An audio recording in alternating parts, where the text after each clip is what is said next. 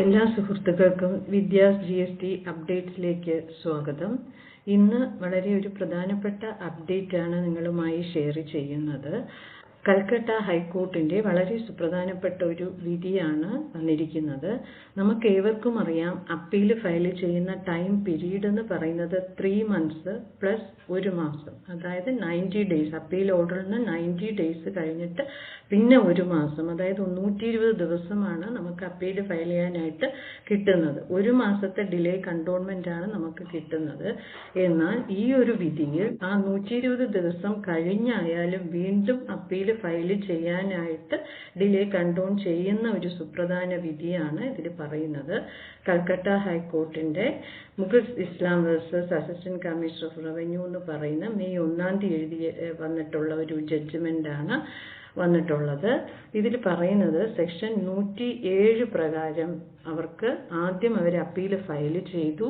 അതിന്റെ condonation delay allow ചെയ്യാതെ തന്നെ അത് മാർച്ച് 27, 2024 അത് റെഫ്യൂസ് ചെയ്തു. സെക്ഷൻ 73 പ്രകാരമുള്ള ഓർഡറാണ് 26 ജൂണിൽ അവർക്ക് ലഭിച്ചത്. അതിൽ 107 പ്രകാരം അപ്പീൽ ഫയൽ ചെയ്തു. Appeal was filed beyond the period of limitation. The same was accompanied by an application under section 5 of the limitation act 1963. അതോടൊപ്പം ബിയോണ്ട് പീരീഡ് ആയതുകൊണ്ട് തന്നെ അതിൽ ലിമിറ്റേഷൻ ആക്ട് സെക്ഷൻ 5 പ്രകാരമുള്ള ലിമിറ്റേഷൻ ആക്ടിന്റെ ആപ്ലിക്കേഷനും കൂടി അക്കംപനി ചെയ്തിരുന്നു. എന്നാൽ appellate authority however appears to have rejected the said application for condoning the delay by its order dated 27th March 2024 and had consequently disposed of the appeal. അതിനെ എന്നാൽ ആ ഒരു limitation period വകവയ്ക്കാതെ തന്നെ അവർ അപ്പീൽ റിജക്റ്റ് ചെയ്യുകയാണ് ഉണ്ടായത്. ഇതിനെ challenge ചെയ്തുകൊണ്ട് challenging the aforesaid rejection of the application for continuation of delay, the present writ petition has been filed. അതിനെതിരെ വേറെ writ petition ഹൈക്കോടതിയിൽ, കൽക്കട്ട ഹൈക്കോടതിയിൽ ഫയൽ ചെയ്യപ്പെട്ടു. അതിൽ Section 107(4) of the said Act submits that since the appellate authority was competent to entertain the appeal beyond 1 month of the time prescribed, the petitioner had filed an application for continuation of delay on the ground stated therein. അപ്പം അതിൽ പറഞ്ഞ section 107(4) തന്നെ ആ ഒരു condonation delay കുറിച്ച് അപ്ലിക്കൻറ്റിന്റെ കണ്ടോണേഷന്റെ ground നോക്കിക്കൊണ്ട് തന്നെ hello ചെയ്യാനുള്ള സംവിധാനം ഉണ്ടായിരുന്നു.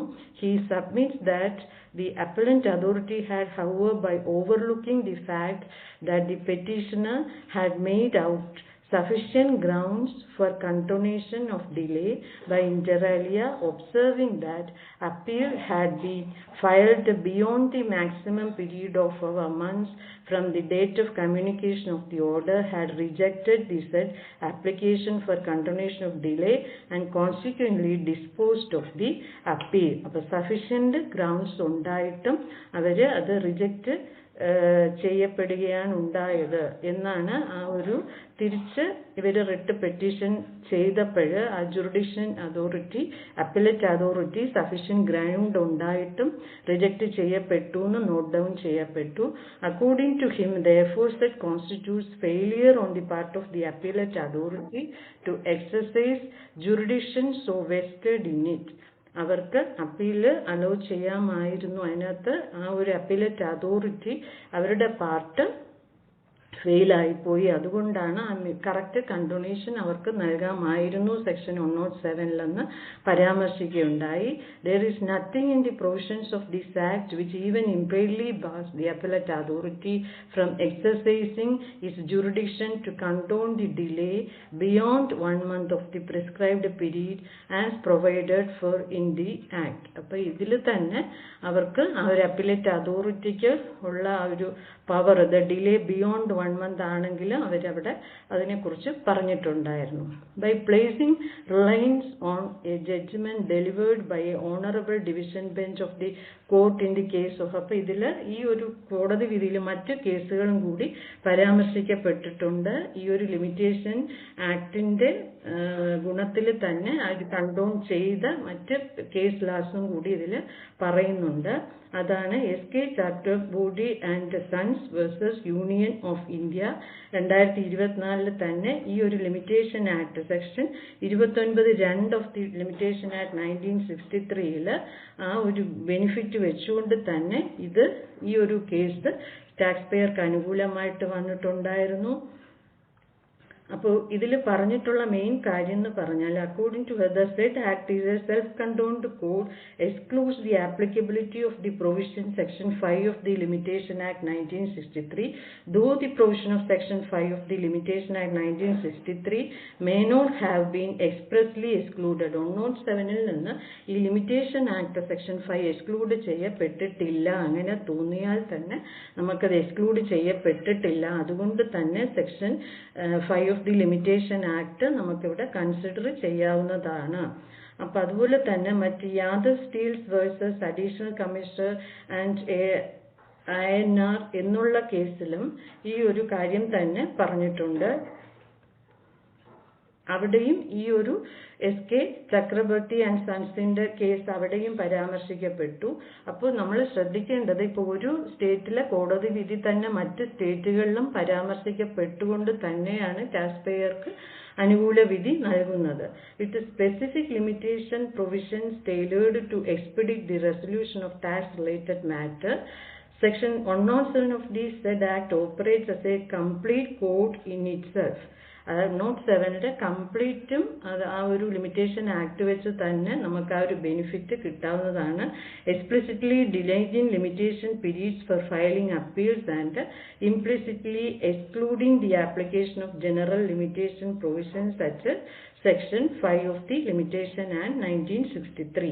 അപ്പോൾ ഈ ഒരു സെക്ഷൻ 5 ലിമിറ്റേഷൻ ആക്ട് 1963 വെച്ചുകൊണ്ട് തന്നെയാണ് ഈ ചക്രവർത്തി ആൻഡ് സൺസിലായാലും അത് പരാമർശിക്കപ്പെട്ടുകൊണ്ട് തന്നെ യാദവ് സ്റ്റീൽസ് അലഹാബാദ് ഹൈക്കോടതിയുടെ യാദവ് സ്റ്റീൽസ് വേഴ്സസ് അഡീഷണൽ കമ്മീഷണറിന്റെ ആ ഒരു കേസിലും ഇവിടെ പരാമർശിക്കപ്പെട്ടിട്ടുണ്ടായിരുന്നത്. അപ്പോൾ it may be noticed that an identical issue had fell for consideration before the honorable division bench of this court in the case of Chakrabarty and Sons. ആ ഒരു കേസുമായിട്ട് similarity ഈ കേസിന് ഉണ്ട് ബിയോണ്ട് ടൈം ലിമിറ്റിന്. പിന്നെ പ്രധാനപ്പെട്ട ഒരു സുപ്രീം കോടതി വിധിയും ഇവിടെ പരാമർശിക്കപ്പെട്ടിട്ടുണ്ട്. Superintending engineer Dehar power house circle ബട്ര ബീസ് മാനേജ്മെന്റ് ബോർഡ് ആ ഒരു കേസിലും ഈ ഒരു ലിമിറ്റേഷൻ ആക്ട് 29(2) അത് തന്നെ പരാമർശിച്ചുകൊണ്ട് അനുകൂല വിധി നടപ്പാക്കിയിട്ടുണ്ട്. അപ്പോൾ kajal Gupta versus assistant commissioner of state ആ ഒരു കേസിലും അങ്ങനെ എല്ലാ കേസിലും ഇതിനകത്ത് പറഞ്ഞിട്ടുള്ള 3-4 കേസിലും ഈ ഒരു ബിയോണ്ട് ടൈം ലിമിറ്റിൽ നമുക്ക് അപ്പീൽ ഫയൽ ചെയ്യാനുള്ള പ്രൊവിഷൻ അവർ പറഞ്ഞിട്ടുണ്ട്. അങ്ങനെ അപ്പോൾ ഇൻ വ്യൂ ഓഫ് അപ്പോൾ ഇത്രയും കേസുകളും അതിൻ്റെ ആപ്ലിക്കൻറ്റിന് അലോ ചെയ്യാൻ പറ്റിയ സാധ്യതയും പരാമർശിച്ചുകൊണ്ട് തന്നെ the application in view there of I find that the appellate authority had failed to exercise jurisdiction in refusing to consider the application for condonation of delay in its proper prospective. ഈ ഒരു ഇത്രയും കാര്യങ്ങൾ view ചെയ്തുകൊണ്ട് തന്നെ appellate authority ഇവിടെ ഫെയിലായി. അവർ ഈ ഒരു condonation delay allow ചെയ്യുന്നതിൽ നിന്നും അവർക്ക് ഇത് ചെയ്യാൻ പറ്റിയില്ല. അവരതിൽ ഫെയിലായി. ഈ ഒരു പ്രോപ്പറായിട്ടുള്ള പ്രോസ്പെക്റ്റീവ് കണ്ടോണേഷൻ ഡിലേ അവരുടെ പ്രോപ്പർ ഗ്രൗണ്ട്സ് വെച്ചുകൊണ്ട് തന്നെ അപ്പീലേറ്റ് അതോറിറ്റിക്ക് അത് നൽകാനായിട്ട് സാധിച്ചില്ല എന്ന പരാമർശവും കൂടി അതിലുണ്ടായിരുന്നു. Having regard to the aforesaid in order dated 27th March 2024 passed by the appellate authority in rejecting the appeal on the ground of delay in set aside. അതിന് സെറ്റ് അസൈഡ് മാർച്ച് 27 2024 ആ ഒരു ഓർഡർ സെറ്റ് അസൈഡ് ചെയ്യൂ. അതിന് ഇവർക്ക് section 5 of limitation ആക്ടിന്റെ benefit വെച്ചുകൊണ്ട് തന്നെ restore ചെയ്തു. ആ ഫയൽ നമ്പർ തന്നെ വെച്ചുകൊണ്ട് section 107 of this act is condoned and appeal be restored to its original file and number. ആ ഒരു ഒറിജിനൽ ഫയൽ നമ്പർ വെച്ചുകൊണ്ട് തന്നെ അപ്പീലിനെ റീസ്റ്റോർ ചെയ്തു.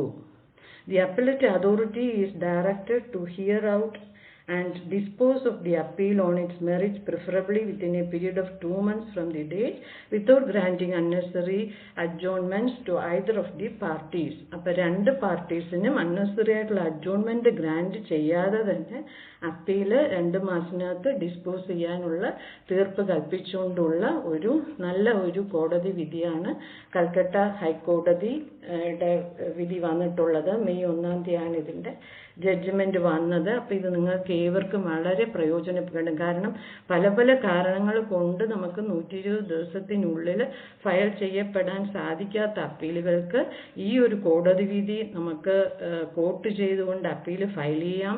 അതുപോലെ തന്നെ മറ്റു അലഹബാദ് ഹൈക്കോടതി വിധി, സുപ്രീം കോടതി വിധി, ഈ ഒരു കോടതി വിധിയിൽ തന്നെ ഇത് സംബന്ധിച്ച മറ്റ് കോടതി വിധികളും പരാമർശിക്കപ്പെടുന്നത് കൊണ്ട് തന്നെ നമുക്ക് ഇത് അപ്പീൽ ഫയൽ ചെയ്യാനായിട്ട് ഏറെ ഗുണം ചെയ്യും. ഇത് നിങ്ങൾക്ക് ഏറെ ഉപകാരപ്പെടും എന്ന് കരുതുന്നു. ഈ ഒരു വീഡിയോ നിങ്ങൾക്ക് ഇഷ്ടമായെങ്കിൽ ലൈക്ക് ചെയ്യുക, ഷെയർ ചെയ്യുക. മറ്റൊരു വാല്യുബിൾ അപ്ഡേറ്റുമായി വീണ്ടും വരുന്നതാണ്. നന്ദി, നമസ്കാരം.